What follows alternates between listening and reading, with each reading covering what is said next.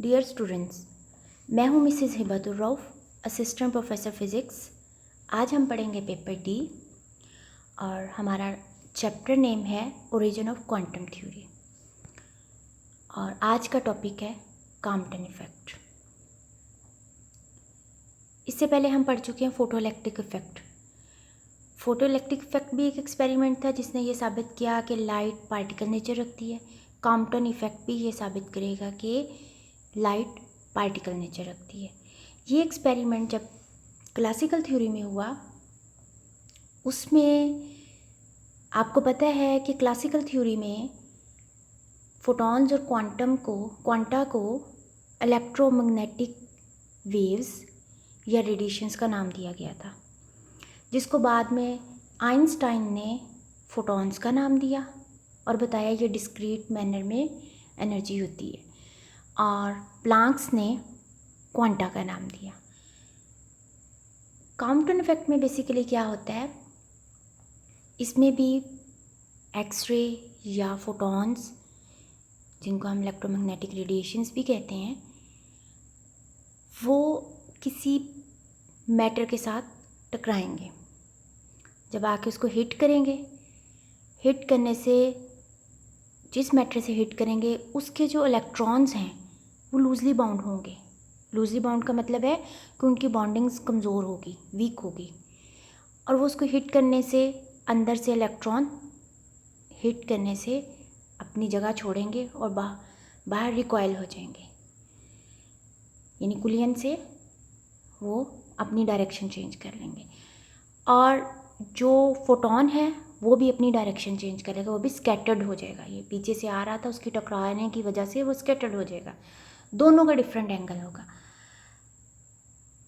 ये classical physics में electromagnetic radiations का कहा गया कि उसने एक मैटर को हिट किया और जिस वेवलेंथ से रेडिएशन आया, हिट करने के बाद उसी वेवलेंथ से आगे स्कैटर्ड हो गया। ये फेलियर था क्लासिकल फिज़िक्स का, जिसको कॉम्पटन ने,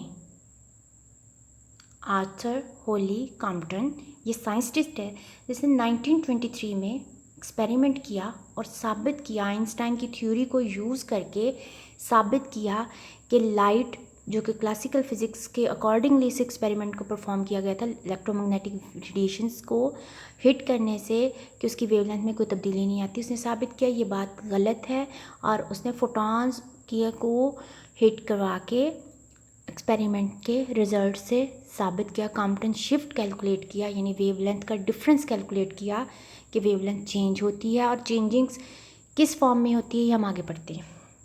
सो इन 1923 कॉम्पटन्स एक्सपेरिमेंट ऑफ एक्सरे स्कैटरिंग, यानी जो फोटॉन्स हैं वो एक्सरे की फॉर्म में भी हो सकते हैं, गैमा रेज की फॉर्म में भी, from electron, provided the direct experimental proof for Einstein's concept of photons. Einstein का कॉन्सेप्ट ऑफ फोटॉन्स क्या था, ये थोड़ा सा यहाँ रिव्यू दिया हुआ है कि energy E is equal to h nu की इक्वल होती है। फोटॉन मोमेंटम का E/c या एच न्यू ओवर सी या एच ओवर लैम्डा होता है। Compton's apparatus to study scattering of x-rays from electrons, यानी जो फोटॉन्स या एक्सरेज स्कैटर्ड होंगे वो किससे हिट करके होंगे, इलेक्ट्रॉन से। कॉम्पटन इफ़ेक्ट क्या है, कॉम्पटन स्कैटरिंग डिस्कवर्ड, यानी इस एक्सपेरिमेंट को कॉम्पटन स्कैटरिंग भी कहते हैं। Arthur Holi Compton is a scattering of photon by charge particle. उसने कहा कि जो एक्सरेज हैं, यानी फोटॉन्स हैं, जो लाइट हम फॉल करते हैं जिस भी मैटर पे, यूजली वो मैटर हम ग्रेफाइट लेते हैं। ग्रेफाइट इसलिए लेते हैं कि ग्रेफाइट के जो इलेक्ट्रॉन्स होते हैं वो लूजली बाउंड होते हैं। जब उसके साथ लाइट यानी फोटॉन उससे टकराएंगे तो उसने, कॉम्पटन ने कहा कि वो मोस्टली किसी चार्ज पार्टिकल के साथ टकराने की वजह से स्कैटर्ड करते हैं। ज़्यादातर हम चार्ज पार्टिकल के तौर पे इलेक्ट्रॉन्स को ही कंसिडर करते हैं। It results in decrease in energy. उसने कहा, कॉम्पटन ने कहा कि जब इनकी कुलियन होती है तो स्कैटरिंग होती है, उसमें इसकी एनर्जी डिक्रीज होती है। अब आइंस्टाइन ने क्या कहा था कि एनर्जी किसके इक्वल है, एच न्यू, यानी E proportional to frequency. Energy directly proportional है फ्रीक्वेंसी के और इन्वर्सली प्रोपोर्शनल है वेवलेंथ के। इसका मतलब ये हुआ अगर एनर्जी डिक्रीज़ हुई तो वो इन्वर्सली प्रोपोर्शनल है वेवलेंथ के, तो इसका इट मीन्स कि वेवलेंथ इंक्रीज़ हुई। वेवलेंथ की इंक्रीज़ करने की वजह से उसकी एनर्जी डिक्रीज़ होगी, या दूसरे अल्फाज में उसकी फ्रीक्वेंसी डिक्रीज़ होगी। डायरेक्ट रिलेशन होने की वजह से एनर्जी भी डिक्रीज़ होगी,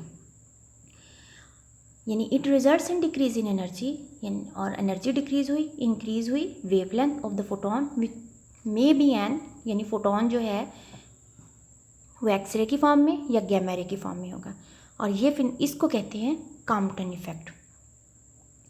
क्लासिकल इंटरप्रिटेशन क्या थी, जैसे मैंने पहले कहा, Compton effect is the term used for an unusual result observed when x-rays are scattered on some materials specially graphite. Classical theory के अकॉर्डिंग जब इलेक्ट्रोमैग्नेटिक वेव, अब ये क्लासिकल थ्योरी की जब बात होगी तो वहाँ हम फोटोन और क्वांटा का वर्ड यूज़ नहीं करेंगे, वहाँ हम इलेक्ट्रोमैग्नेटिक वेव और कॉन्टिन्यूस एनर्जी की बात करेंगे। Is scattered off atoms, the wavelength of the scattered radiation is expected to be same as the wavelength of the incident radiation. यानी क्लासिकल थ्योरी ने कहा जो फोटोन इलेक्ट्रोमैग्नेटिक वेव आ रही है, रेडिएशन आ रहा है, आके न्यूक्लियर उसके साथ मैटर के साथ हिट किया, लाइट ने हिट किया, तो वो जिस वेवलेंथ से आ रही थी हिट करने के बाद स्कैटर्ड तो हो गई, लेकिन उसकी वेवलेंथ में कोई तब्दीली नहीं आई। ऑब्जर्वेशन शोज डैट, यानी contrary to this prediction of classical physics, यानी क्लासिकल फिजिक्स की ये प्रिडिक्शन गलत थी। ऑब्जर्वेशन ने शो किया कि जो एक्सरे स्कैटर्ड होते हैं किसी भी मटेरियल से हिट करने के साथ, यानी ख़ास तौर पे ग्रेफाइट, तो scattered x-rays have different wavelengths from the wavelength of the incident x-rays. ये ऑब्जर्वेशंस ने साबित किया, और ये ऑब्जर्वेशंस किसने दी थी? कॉम्पटन ने। दिस क्लासिकली अनएक्सप्लेनेबल, यानी क्लासिकल ने इस फिनोमेना को एक्सप्लेन नहीं किया था, यही उसका फेलियर था। Was studied experimentally by Arthur Holi Compton and his collaborators, and Compton gave this it's explanation in, उसने इसको एक्सपेरिमेंट को कब पेश किया? 1923 में।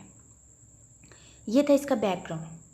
अब हम पढ़ते हैं प्रॉपर इसकी स्टेटमेंट। कॉम्पटन इफेक्ट को जब भी आपको इसको एक्सप्लेन करना होगा, लिखना होगा, सबसे पहले इसकी स्टेटमेंट लिखेंगे, फिर इसकी पहले फ्रीक्वेंसी के चेंज इन फ्रीक्वेंसी का रिलेशन कैलकुलेट करेंगे, और फिर फार्मूला पुट करके आप चेंज इन वेवलेंथ कैलकुलेट करेंगे, जो कि कॉम्पटन शिफ्ट कहलाएगी। तो कॉम्पटन इफेक्ट क्या हुआ जो अभी तक हम समझ सकें उसमें, phenomena in which a photon of frequency nu is scattered by an electron, यानी फोटोन जिसकी फ्रीक्वेंसी न्यू है वो एक इलेक्ट्रॉन के साथ हिट करने की वजह से स्कैटर्ड हो गया, और स्कैटर्ड फोटोन की जो फ्रीक्वेंसी है वहाँ उसको न्यू डैश कहा। न्यू फ्रीक्वेंसी थी इंसिडेंट की, और कुलियन के बाद उसकी फ्रीक्वेंसी चेंज हुई न्यू डैश, और वो लेस देन होगी न्यू। हम पहले बात कर चुके हैं, एनर्जी डिक्रीज़ होगी तो एनर्जी और फ्रीक्वेंसी डायरेक्ट रिलेशनशिप है, तो new dash less than new है, ये फ्रीक्वेंसी के डिक्रीज़ होने की वजह से ही एनर्जी डिक्रीज़ होती है। New dash less than new is called Compton effect. और हम अब नीचे वेवलेंथ की फॉर्म में बात करते हैं। The phenomena in which X-ray are scattered by electron and the wavelength of scattered X-ray increases than that of primary X-ray is called Compton effect. Primary mean जो इंसिडेंट थी। अब हम कैलकुलेट करते हैं इसका रिलेशन चेंज इन फ्रीक्वेंसी के लिए। जब एक्सरे यानी फोटोन को जिसकी एनर्जी एच नहीं होगी, अब ये हम मॉडर्न फिजिक्स की बात कर रहे हैं, यहाँ हम इलेक्ट्रोमैग्नेटिक वेव नहीं वर्ड यूज़ करेंगे बल्कि फोटोन या क्वांटा का वर्ड यूज़ करेंगे। चूँकि कॉम्पटन ने आइंस्टाइन के फिनोमिना को यूज़ किया तो वो फोटोन का वर्ड यूज़ कर रहे हैं। H new and momentum, photon का मोमेंटम किसके इक्वल होता है? या तो एच न्यू ओवर सी या फिर h over lambda. Collide with a stationary electron having energy m naught c square and momentum 0।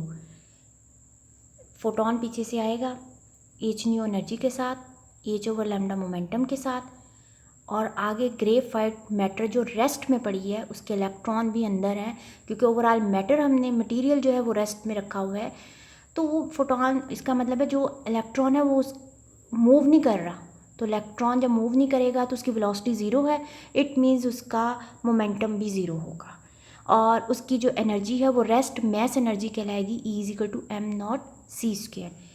अब यहाँ पे हमने फोटोन की एनर्जी भी बता दी कोलिजन से पहले, फोटोन का मोमेंटम भी बता दिया। इलेक्ट्रॉन जो कि रेस्ट में था उसका मोमेंटम 0 होगा और उसकी एनर्जी m0c² होगी, जो कि रेस्ट मैस एनर्जी कहलाती है। As a result the electron is scattered at angle theta with the original direction of photon, यानी जिस डायरेक्शन में फोटोन आ रहा था उस डायरेक्शन से स्कैटर्ड करके इलेक्ट्रॉन आगे चला गया। Whereas photon has less energy, h nu is scattered, h nu से कम होगी, making an angle phi with the original direction, यानी उसकी जो डायरेक्शन है उससे उसके फाई एंगल पे वो स्कैटर्ड हो गया। After scattering the energy of the photon is H nu dash, देखा गया कि उसकी एनर्जी चेंज होगी, वो एनर्जी फ्रीक्वेंसी चेंज होने से हुई, तो इसलिए न्यू के साथ डैश लगा दिया, तो डेफिनेटली इसका मोमेंटम भी चेंज हुआ क्योंकि फ्रीक्वेंसी चेंज हुई, तो h nu dash over c and momentum and energy of electron is m u. अब मोमेंटम जो है आपके पास उसका इलेक्ट्रॉन का, अब इलेक्ट्रॉन भी मूविंग कंडीशन में आ गया है तो उसका मोमेंटम 0 नहीं रहेगा बल्कि एम वी के इक्वल होगा और उसकी एनर्जी m0c² से भी m c² की इक्वल हो जाएगी क्योंकि आप मूविंग कंडीशन में है। The कुलियन between photon and electron is totally elastic, आप पढ़ चुके हैं इलास्टिक कुलियन कौन सी होती है, जिसमें law of conservation of momentum भी होल्ड करता है और law of conservation of energy भी होल्ड करती है, ठीक है, या दूसरे अल्फाज में जिसमें total energy of the system remains conserved, यानी before and after collision energy constant रहती है। Therefore both energy and momentum conserved as shown in the figure आगे है, पहले आप ये देख लें, ये आपके पास स्पोज ग्रेफाइट है, ठीक है, और इसका दरमियान में न्यूक्लियस है और इलेक्ट्रॉन इसके ऑर्बिट में मूव कर रहे हैं। आप देख सकते हैं कि इसका एक ये वाला पॉइंट, ये देखें, ये होल नज़र आ रहा है, इट मीन्स कि इसके साथ फोटोन लगा, फोटोन ने यहाँ से इलेक्ट्रॉन को निकाला और फोटोन अब एक एंगल फाई पे स्कैटर्ड हो गया, इलेक्ट्रॉन का एक अलग एंगल है, ये इलेक्ट्रॉन स्कैटर्ड इलेक्ट्रॉन दिखाया हुआ है जो ऑर्बिट से निकल गया है फोटोन के हिट करने की वजह से। ये आपके पास वीडियो है, आप इसको देखें गौर से कि कैसे फोटोन आता है आके लूजली बाउंड ग्रेफाइट के साथ को हिट करता है और कैसे उसका इलेक्ट्रॉन निकल के, आप देखिए फोटोन आया, उसने हिट किया और वो नीचे एक एंगल पे मूव कर गया, फोटोन आया वो एक एंगल पे हिट किया,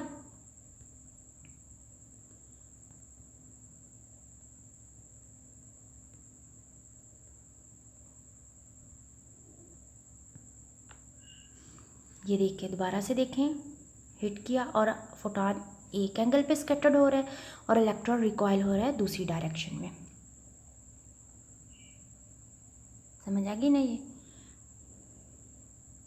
अब ये डायग्राम है, अभी जो हमने पीछे छोटी सी एक वीडियो देखी जिसमें इलेक्ट्रॉन को कैसे हिट करता है फोटोन और कैसे स्कैटर्ड होता है और इलेक्ट्रॉन कैसे रिकॉइल होता है, तो यही इसको अगर हम ड्रॉ करें डायग्राम को, आप देख सकते हैं। पहले आप इतने हिस्से को देखें, ये आपके पास बिफोर कुलियन है, इसमें देखें कि आपके पास फोटोन जिसकी एनर्जी एच न्यू है, मोमेंटम एच न्यू ओवर सी है, आके इलेक्ट्रॉन जो कि रेस्ट में है उसका मोमेंटम 0 है और रेस्ट मैस एनर्जी m0c², इसको हिट करता है। हिट करने के बाद फोटोन आपके पास फाई एंगल पे ऊपर की तरफ स्कैटर्ड हो रहा है और जो इलेक्ट्रॉन रिकॉइल हो रहा है वो नीचे थीटा एंगल पे, और इसकी एनर्जी है, जब ये स्कैटर्ड होंगे तो एनर्जी इनकी चेंज होगी, पी मोमेंटम भी चेंज होगा, एच न्यू डैश ओवर आपके पास ये फोटोन का एच न्यू डैश ओवर सी और ई हो जाएगा एच न्यू डैश। इसी तरह नीचे इलेक्ट्रॉन को देखिए, आप और से देख सकते हैं इलेक्ट्रॉन और फोटोन दोनों को ड्रॉ करने का के साइन भी डिफरेंट है। आप देख सकते हैं फोटोन को वेव की फॉर्म में ड्रॉ किया हुआ है और इलेक्ट्रॉन की शेप उससे डिफरेंट है, ये आपने ड्रॉ करते हुए भी ख्याल रखना है। इलेक्ट्रॉन का भी एनर्जी E=mc² और मोमेंटम mu की इक्वल होगी, स्कैटर्ड इलेक्ट्रॉन और थीटा एंगल पे ये स्कैटर्ड होगा। आप इसमें देख सकते हैं कि एनर्जी एक स्केलर क्वांटिटी है, यानी इसकी सिर्फ मैग्नीट्यूड होगी, लेकिन मोमेंटम आपके पास वेक्टर क्वांटिटी है। मैग्नीट्यूड तो आपके पास आ गई, फोटोन का स्कैटरिंग मोमेंटम भी आ गया, P=h न्यू डैश ओवर सी, और मोमेंटम इलेक्ट्रॉन का मोमेंटम P=mu। अब ये इसकी मैग्नीट्यूड है, तो डायरेक्शन के लिए हम क्या करेंगे, इसके रेक्टेंगुलर कंपोनेंट्स बनाएंगे। ये आपके सामने रेक्टेंगुलर कंपोनेंट्स बने हुए हैं, आप देख सकते हैं फोटोन के, आपके पास ये ऊपर फोटोन है, ये देखें आपके पास h nu dash over c cos phi, क्योंकि फाई एंगल पे स्कैटर्ड है, ये इसका एक्स कंपोनेंट है, और H nu dash over c sine phi, ये इसका वाई कंपोनेंट है। इसी तरह हम मोमेंटम के बनाएंगे, इलेक्ट्रॉन के मोमेंटम के हम कंपोनेंट्स बनाएंगे, लेकिन इसमें इसकी डायरेक्शन आप देख सकते हैं, जो एम वी कॉस थीटा है इसकी डायरेक्शन और H nu dash over c cos phi दोनों की डायरेक्शन सेम है, यानी एक्स कंपोनेंट दोनों के सेम है, लेकिन वाई कंपोनेंट इलेक्ट्रॉन का डाउनवर्ड डायरेक्शन में, फोटोन का अपवर्ड डायरेक्शन में है, एम वी साइन थीटा। ये इसकी डायग्राम की डिस्क्रिप्शन थी। अब हम देखेंगे कि ये सारा उन्होंने बताया हुआ है कि एनर्जी ऑफ फोटोन बिफोर कुलियन किसकी इक्वल है, इलेक्ट्रॉन की किसकी इक्वल है, फोटोन की आफ्टर कुलियन किसकी इक्वल है, इलेक्ट्रॉन की किसकी इक्वल है। Therefore according to law of conservation of energy loss of energy in photons, gain of energy in electron, क्योंकि हमने कहा फोटोन की एनर्जी डिक्रीज़ होती है। अब वो डिक्रीज़ होगी, एनर्जी ज़ाया नहीं होगी, क्योंकि conservation of law of conservation के अकॉर्डिंग एनर्जी ना तो ज़ाया की जा सकती ना पैदा की जा सकती, बल्कि एक फॉर्म से दूसरी फॉर्म में कन्वर्ट होती है। तो ये जो लॉस हुआ है वो कन्वर्ट किस में हो गया, वो इलेक्ट्रॉन ने वो एनर्जी गेन की और वो एनर्जी गेन करके उससे मूव करना शुरू कर दिया। तो लॉस इन एनर्जी फोटोन की क्या होगी, एच न्यू उसकी एनर्जी थी before collision, minus after collision h nu dash होगी, इज इक्वल टू इलेक्ट्रॉन की एनर्जी थी एम सी स्क्वायर, ठीक है, आफ्टर इसकी, और ये माइनस होगी एम नॉट सी स्क्वायर, यानी m c square after collision है और एम नॉट सी स्क्वायर इसकी बिफोर कुलियन थी। रीअरेंज करेंगे दोनों को रीअरेंज करेंगे तो हम देखेंगे एक में से आपने एच कॉमन निकाला, एक में से सी स्क्वायर कॉमन निकाला, तो इसमें से आप m naught c square plus h nu minus nu dash is equal to m c square, equation 1 आ जाएगी। इसकी कैलकुलेशन थोड़ी लंबी है, स्टेप बाय स्टेप करते जाते हैं। मोमेंटम ऑफ फोटोन बिफोर कुलियन, अब वहाँ तक तो हो गया energy, law of conservation of energy, क्योंकि लास्टिक कुलियन है तो इसमें लॉ ऑफ कंजर्वेशन मोमेंटम भी देखना है। मोमेंटम हमने देखा एक्स एक्सिस पे भी है, मोमेंटम वाई एक्सिस पे है, क्योंकि इसके हमने रेक्टेंगुलर कंपोनेंट्स बनाए। तो हम सबसे पहले इसमें मोमेंटम कैलकुलेट करेंगे फोटोन का, देखेंगे एक्स एक्सिस पे फोटोन का देखेंगे before collision h nu over c था, और इलेक्ट्रॉन का क्या था 0, क्योंकि वो रेस्ट में था कुलियन से पहले। कुलियन के बाद फोटोन का मोमेंटम एक्स एक्सिस में आ गया h nu dash over c cos phi, और इलेक्ट्रॉन का आ गया m v cos theta. Momentum of photon after collision along y axis h nu dash over c sine phi, और electron का होगा एम यू साइन थीटा। तो law of conservation of momentum किसके equal होगा, before collision is equal to after collision, momentum before collision जो कि initial momentum कहलाएगा, और फाइनल मोमेंटम आप देख सकते हैं initial momentum h nu over c ये फोटोन का था प्लस 0 इलेक्ट्रॉन का is equal to final momentum आपके पास होगा h nu dash over c cos phi plus m u cos theta. ये एक्स एक्सिस पे है, ठीक है, एक्स एक्सिस पे है, क्योंकि कॉस से आपको पता चल रहा है ये हॉरिजॉन्टल कंपोनेंट लिए हुए हैं। और वैसे भी आपने देखा डायग्राम में कि जो फोटोन आके इलेक्ट्रॉन को हिट कर रहा है वो एक्स एक्सिस पे आ रहा है। बिफोर कुलियन मोमेंटम इलेक्ट्रॉन का और फोटोन का एक्स एक्सिस पे मौजूद है, लेकिन आफ्टर कुलियन आप देखेंगे कि उसमें कुछ तब्दीलियाँ आएंगी। अब इसमें एक्स एक्सिस पे आ गया तो एच न्यू ओवर सी किसकी इक्वल हो जाएगा, h nu dash over c cos phi plus m u cos theta, equation number 2। ये इक्वेशन है law of conservation of momentum along x axis. आगे आ जाए law of conservation of momentum along y axis. Y axis पे आपके पास momentum नहीं है before कुलियन से पहले आपने डायग्राम देखी, मैं दोबारा आपको डायग्राम दिखा देती हूँ। इस डायग्राम को देखिए, ये देखिए ये बिफोर कुलियन सिस्टम है। इसमें वाई एक्सिस पे आपको कोई कंपोनेंट नज़र नहीं आ रहा है, सिर्फ एक्स एक्सिस पे है। इसीलिए जब हम along y axis law of conservation of momentum को लेंगे तो हमारे पास momentum of photon along y axis और momentum of electron along y axis 0 के इक्वल होगा। ये देख सकते हैं सबसे पहली line is equal to after collision किसके इक्वल होगा, h nu dash over c sine phi minus m u sine theta. और इसको रीअरेंज करेंगे तो इक्वेशन 3 आ जाएगी। In order to find the value of scattered frequency of photon, जो कि हम कैलकुलेट करना चाहते हैं कि फ्रीक्वेंसी ऑफ फोटोन जो चेंज हुई है, जो कि डिक्रीज़ हुई है, तो हम क्या करेंगे, हम सॉल्व करेंगे अबव इक्वेशंस को साइमल्टेनियसली, इक्वेशन नंबर 2 को भी और इक्वेशन नंबर 3 को भी हम क्या स्क्वायर करेंगे, दोनों का लेंगे और फिर उन दोनों इक्वेशंस को ऐड कर देंगे। अब ये दोनों का स्क्वायर लिया और फिर उन दोनों को ऐड किया, ठीक है, स्क्वेयरिंग के बाद ऐड किया और इक्वेशन नंबर 4 फिर स्क्वायर किया इक्वेशन नंबर 3 का, इक्वेशन नंबर 5 आ गई, ठीक है।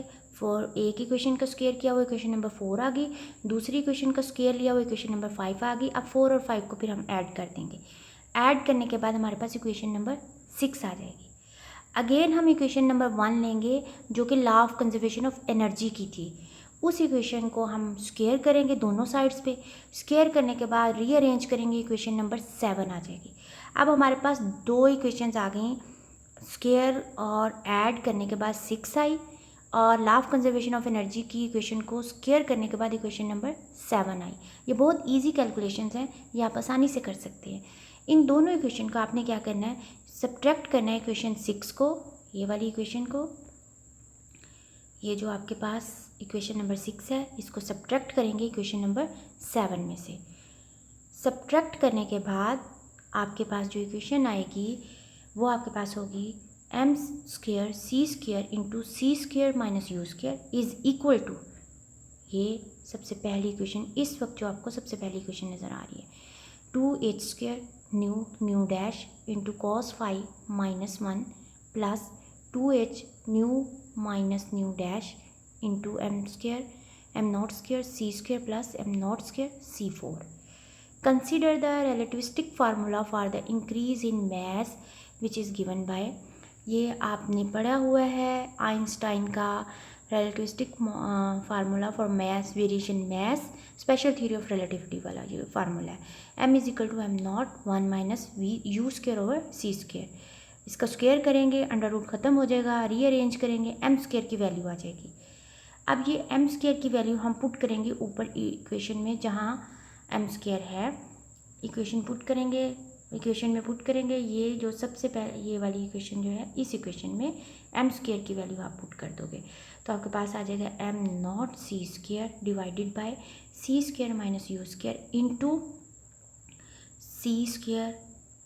सी स्क्वायर माइनस यू स्क्वायर, ये कैंसिल हो जाएगा और बाकी इक्वेशन वैसे ही रहेगी। रीअरेंज करेंगे, लास्ट लाइन जो है nu minus nu dash into m naught c square is equal to h nu into nu dash into 1 minus cos phi. इसमें से न्यू माइनस न्यू डैश की वैल्यू निकालेंगे और दूसरी साइड पे जो आपके पास एच न्यू और न्यू डैश है उसको भी हम लेफ़्ट साइड पे ले आएंगे, वो डिवाइड हो जाएगी। रीअरेंज करेंगे 1 over nu dash minus 1 over nu is equal to h over m naught c square into 1 minus cos phi. ये आपके पास फ्रीक्वेंसी का रिलेशनशिप आ गया। कौन सी फ्रीक्वेंसी, जो फोटोन इलेक्ट्रॉन को जाके हिट करता है उसकी फ्रीक्वेंसी थी न्यू, हिट करने के बाद उसकी फ्रीक्वेंसी होगी न्यू डैश और न्यू डैश लेस देन होगी न्यू से, यानी डिक्रीज होगी frequency. So this equation shows that new dash less than new, it means that scattered frequency of photon is always less than the frequency of incident photon. This is the relation for the change in frequency. आगे हम इसी को convert करेंगे wavelength में। Wavelength का सी के लिए formula हम यूज़ करते हैं c is equal to nu lambda, और जब चेंज इन वेवलेंथ की बात करेंगे तो c is equal to nu dash lambda dash. Lambda किसके इक्वल होगा, सी ओवर न्यू डैश, ठीक है। तो 1 ओवर न्यू किसके इक्वल होगा, lambda over c. 1 over nu dash किसके इक्वल होगा, लैम्डा डैश ओवर सी। ये पीछे जो हमने फ्रीक्वेंसी की इक्वेशन निकाली उसमें वैल्यूज़ पुट करेंगे, वैल्यूज़ पुट करने के बाद आपके पास इक्वेशन आ जाएगी lambda dash minus lambda is equal to h over m naught c into 1 minus cos phi. This equation shows that lambda dash greater than lambda. Basically Compton effect में Compton shift की बात होती है, Compton scattering की बात होती है। Compton shift का मतलब ही ये है कि कॉम्पटन ने बताया कि वेवलेंथ इंक्रीज़ करती है, यानी शिफ्ट हो जाती है, ओरिजिनल उसकी वेवलेंथ नहीं रहती, चेंज होती है, शिफ्ट होती है, जिसको डेल्टा लैम्डा से शो किया जाएगा या लैम्डा सी से, यानी कॉम्पटन वेवलेंथ या डेल्टा लैम्डा कॉम्पटन शिफ्ट, और वो किसकी इक्वल होगी, लैम्डा डैश माइनस लैम्डा और is equal to what. This equation shows that lambda dash greater than lambda, or we can say that wavelength of scattered photon is always greater than the wavelength of incident photon. In this equation, lambda minus lambda dash is called Compton shift in the wavelength photon. Since Compton effect can be explained, यानी इसने explain किया, किस Compton ने इस effect को explain किया किस behalf पे, क्वांटम थ्योरी की बिहाफ पे। Therefore this effect supports photon theory of light, यानी क्वांटम थ्योरी ऑफ लाइट जो आइंस्टाइन ने दी थी उसको ये सपोर्ट करता है। अब ये क्वेश्चन शो क्या कर रही है, ये क्वेश्चन की सिग्निफिकेंस क्या है, आपको शॉर्ट क्वेश्चन में पूछा जा सकता है कि कॉम्पटन शिफ्ट की सिग्निफिकेंस क्या है या वो किन फैक्टर्स पर डिपेंड करता है। तो ये क्वेश्चन साबित कर रही है कि lambda dash minus lambda is equal to h over m naught c into 1 minus cos phi. तो एच भी कांस्टेंट है, रेस्ट मास ऑफ इलेक्ट्रॉन भी कांस्टेंट है, सी वेलोसिटी ऑफ लाइट है, ये भी कांस्टेंट है। तो ये किसके प्रोपोर्शनल हुआ है, कॉम्पटन शिफ्ट यानी lambda dash minus lambda directly proportional है 1 माइनस कोस फाई, यानी वेवलेंथ जो है कॉम्पटन शिफ्ट वेवलेंथ जो है वो वेवलेंथ पे डिपेंड ही नहीं कर रही, वो किस पे डिपेंड कर रही है, सिर्फ और सिर्फ स्कैटरिंग एंगल पे 1 माइनस कॉस फाई, और वो भी किसका, फोटोन का, कि फोटोन किस एंगल पे स्कैटर्ड किया है, यही डिसाइड करेगा कॉम्पटन कितना शिफ्ट हुआ है, कॉम्पटन शिफ्ट कितनी वैल्यूज़ की इंक्रीज़ हुई है। सो अगर आपके पास इलेक्ट्रॉन हिट करने के बाद 90 डिग्री के एंगल पे स्कैटर्ड होता है, ठीक है, जब 90 डिग्री जाएगा तो कॉस 90 किसके इक्वल होगा, ज़ीरो के, तो 1 माइनस ज़ीरो, तो lambda dash minus lambda h over m naught c is equal to delta lambda, यानी कि 1 माइनस ज़ीरो ना कॉस 90 का एंगल ज़ीरो में उसे वैल्यू देगा। So when the angle is of scattering photon is 90 degree, increase in wavelength, उस वक्त जो वेवलेंथ में इंक्रीज होता है उसको हम कहते हैं कॉम्पटन वेवलेंथ। ये डेफिनेशन है कॉम्पटन वेवलेंथ की। अब ये 3 केसेस हैं आपके सामने, तीनों केसेस शॉर्ट क्वेश्चन में किसी भी फॉर्म में आपको पूछे जा सकते हैं। जब एंगल थीटा होगा तो जब एंगल फाई एंगल यानी कि जो फोटोन का एंगल है, यहाँ पे थीटा मेंशन किया हुआ है, वैसे डायग्राम में फाई है, फाई जब ज़ीरो होगा तो कॉस ज़ीरो 1 होता है, तो फार्मूले में 1 माइनस कॉस फाई है, इसका मतलब 1 माइनस 1 ज़ीरो हो जाएगा, तो रिज़ल्ट आपके पास कॉम्पटन शिफ्ट का ज़ीरो आएगा। इसका मतलब ये हुआ कि फोटोन जिस एंगल पे आ रहा है, अगर वो उसमें से बॉडी के अंदर में से पास करके मटेरियल जो आपने रखा हुआ ग्रेफाइट है उसमें से पास करके आगे चला जाएगा, यानी उसके एंगल में स्कैटरिंग हुई ही नहीं। स्कैटरिंग तो वो एंगल डायफ्रैक्शन होगी तो एंगल स्कैटर्ड होगा ना, तो इसका मतलब उसमें फिर आपको शिफ्ट नज़र ही नहीं आएगा, कोई शिफ्ट होगा ही नहीं, और स्कैटरिंग भी नहीं होगी और कॉम्पटन इफेक्ट भी नहीं होगा, प्रोसेस होगा ही नहीं। अगर एंगल आपके पास 90 डिग्री होगा, हम पीछे डिस्कस कर चुके हैं, तो मैक्सिमम शिफ्टिंग होगी, यानी आपके पास डेल्टा लैम्डा लैम्डा की इक्वल होगा। लेकिन अगर आप वो फोटोन आए इंसिडेंट फोटोन हिट करे इलेक्ट्रॉन को और वापस चला जाए, तो एंगल क्या होगा 180 डिग्री का, और कॉस 180 -1, फार्मूला क्या है 1 माइनस इंटू -1, तो ये 2 के इक्वल हो जाएगा, तो वेवलेंथ इसकी डबल हो जाएगी, ठीक है, बैक स्कैटरिंग में। ये आपके पास शॉर्ट क्वेश्चन है। इट मीन्स के कॉम्पटन इफेक्ट ने ये शो किया कि फोटोन जो हैं वो पार्टिकल नेचर भी रखते हैं, और इट मीन्स कि आपके पास मैटर जो कि पार्टिकल्स से बनी होती है वो वेव नेचर रखती है, और इलेक्ट्रोमैग्नेटिक रेडिएशंस यानी फोटॉन्स पार्टिकल नेचर रखते हैं, यानी मैटर भी डुअल नेचर रखती है, और आपके पास जो इलेक्ट्रोमैग्नेटिक रेडिएशंस हैं वो भी डुअल नेचर रखते हैं। ये आपकी असाइनमेंट है, इसमें जो पीछे हम पढ़ चुके हैं इन दोनों न्यूमेरिकल्स का आंसर ऑलमोस्ट प्रोसेस मैं पीछे बता चुकी हूँ आपको। आपने इसको समझना है, गिवन डाटा निकालना है, फाइंड आपने इसमें डेल्टा लैम्डा यानी कॉम्पटन शिफ्ट ही फाइंड करना है। पहले वाले क्वेश्चन में आपने लार्जेस्ट शिफ्ट फाइंड करना है कि कितना आ सकता है, पॉसिबल है। दूसरे वाले फार्मूले में पहले वाले न्यूमेरिकल में आपको 30 डिग्री एंगल दिया हुआ है, दूसरे न्यूमेरिकल में आपको 60 डिग्री एंगल दिया हुआ है, और इसमें आपने स्मॉलेस्ट शिफ्ट फाइंड करना है। तो ये आपकी असाइनमेंट है जो आप 2 दिन में सबमिट करवाएंगे। Thank you.